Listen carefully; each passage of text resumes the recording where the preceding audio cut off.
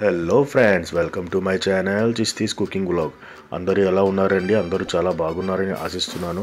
ఈరోజు ఇంకో కొత్త వీడియోతో మీ ముందుకైతే వచ్చానండి. నేను ఈరోజు మనం వెజ్లో మంచి కాంబినేషన్ అయిన బంగాళదుంప చిక్కుడుకాయ కర్రీ అండి. ఇది వెజ్లో అయితే చాలా మంచి కాంబినేషన్ అని చెప్పొచ్చండి. ఈ రెసిపీ అయితే బ్యాచిలర్స్కి అలాగే వర్కింగ్ ఉమెన్స్కి అయితే చాలా ఈజీ అయిపోయే కర్రీ అండి. ఇంకెందుకు ఆలస్యం, రండి ఎలా చేయాలో చూసేద్దాం. ముందుగా మనం 30 కప్పు ఆయిల్ అనేది తీసుకోవాలండి. ఆయిల్ హీట్ ఎక్కిన తర్వాత మనం 2 పెద్ద ఉల్లిపాయలు అండి. ఇవి మనం 2 పెద్ద ఉల్లిపాయలు వేసుకోవాలండి. ఒక 2 నిమిషాల పాటు ఉల్లిపాయలని బాగా మగ్గించుకోవాలండి. 2 నిమిషాల పాటు ఉల్లిపాయలు మగ్గిన తర్వాత దీంట్లో మనం 3 పచ్చిమిర్చి తీసుకోవాలండి. దాని తర్వాత నేను ఒక 1/2 టేబుల్ స్పూను అల్లం వెల్లుల్లి పేస్ట్ తీసుకున్నానండి. ఈ అల్లం వెల్లుల్లి పేస్ట్ అనేది కొంచెం పచ్చివాసన పోయే వరకు బాగా కలుపుకోండి.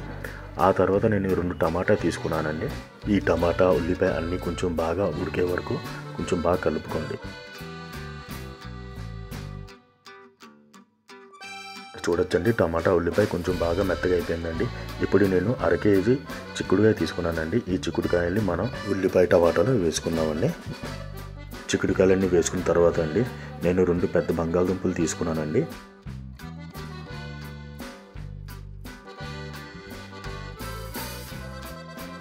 బంగాళదుంపలన్నీ వేసేసుకున్నానండి.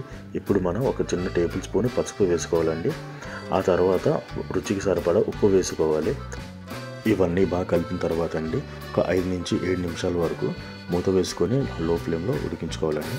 7 నిమిషాల తర్వాత మూత తీసి ఇప్పుడు మనం ఇంట్లో వాడే మసాలా కారం వేసుకోవాలండి. మసాలా కారం వేసుకున్న తర్వాత ఇప్పుడు మనం 1 గ్లాసు వాటర్ వేసుకోవాలండి. మధ్య మధ్యలో కలుపుకుంటూ ఒక 10 నిమిషాలు మీడియం ఫ్లేమ్లో మూత పెట్టుకోండి. 10 నిమిషాలు అయిన తర్వాత చూడండి, బంగాళదుంప చిక్కుడుకాయ బాగా ఉడికిపోయాయండి. ఇప్పుడు దీంట్లో చిటికెడు గరం మసాలా, కొద్దిగా కొత్తిమీర వేసుకొని కలుపుకోండి. అంతేనండి, ఎంతో రుచికరమైన మన చిక్కుడుకాయ బంగాళదుంప కర్రీ అయితే రెడీ అయిపోయిందండి.